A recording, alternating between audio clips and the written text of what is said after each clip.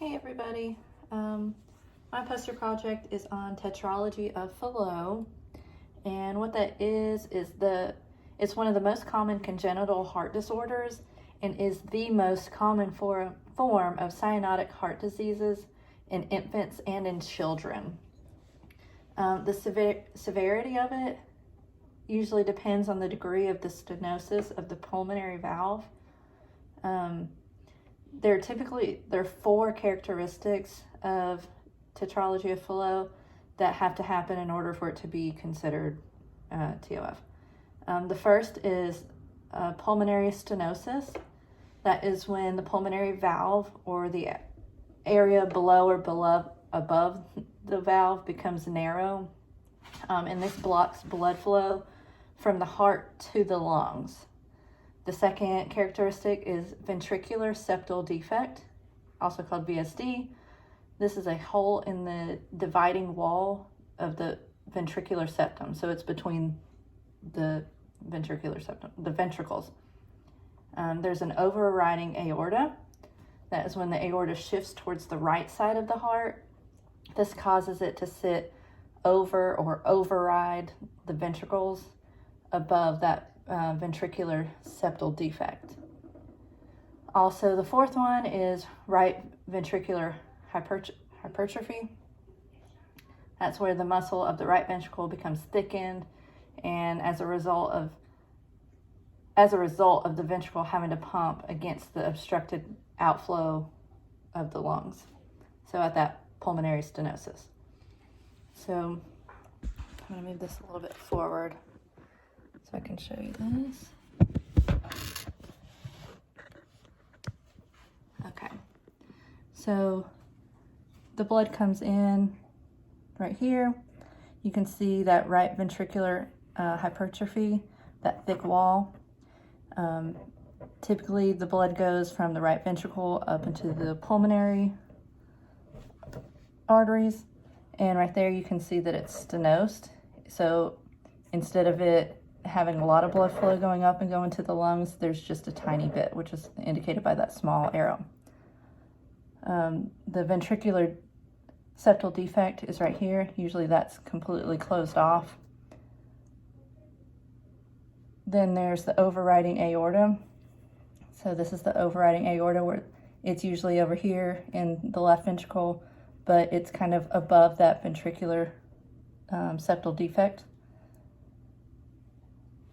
And then, so what happens is that the blood ends up mixing. So here's unoxygenated blood, and here's oxygenated blood, and it's going up into the aorta and out into the body, where typically only oxygenated blood goes out into the body.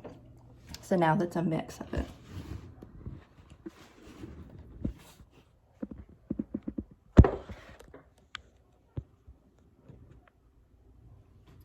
Some of the signs and symptoms of this is cyanosis. That is going to be a bluish skin, lips, and nails.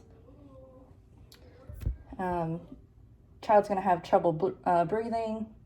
They're going to have trouble feeding. They're going to have poor growth and irritability, all because they're just not getting enough oxygen in their body. They also will have tet spells, and this is caused by a rapid drop in the amount of oxygen in the blood. Children who have this instinctively squat when they're short of breath, because squatting increases the blood flow to the lungs. So there's no definitive cause to why some babies develop TOF in utero, but certain environmental and biological factors are known to increase the risks. Some of the factors are poor maternal nutrition, viral illness, some genetic disorders, and so in most cases the cause of it is pretty much unknown. So the treatment and prognosis for this, usually with early diagnosis followed by appropriate surgical treatment.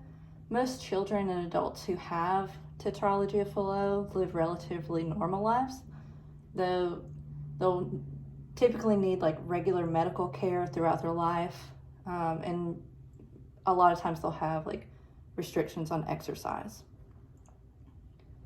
Some of the complications are chronic pulmonary regurgitation, in which blood leaks through the pulmonary valve back into the pumping chamber, which is the right ventricle.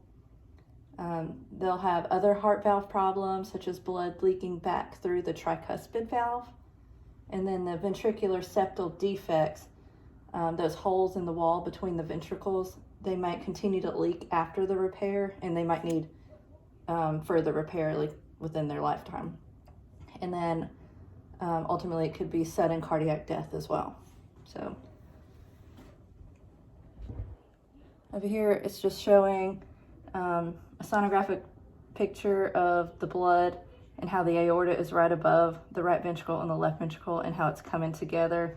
It's not going up into the pulmonary valves, it's just going right there together. You can see that it looks like a Y almost, or like a fork in the road.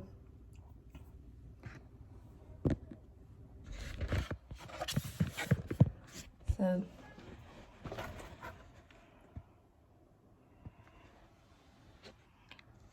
and this is just showing again the correct flow of blood through the heart, and then right here where it comes in and it mixes and goes out into purple instead of being deoxygenated and oxygenated blood.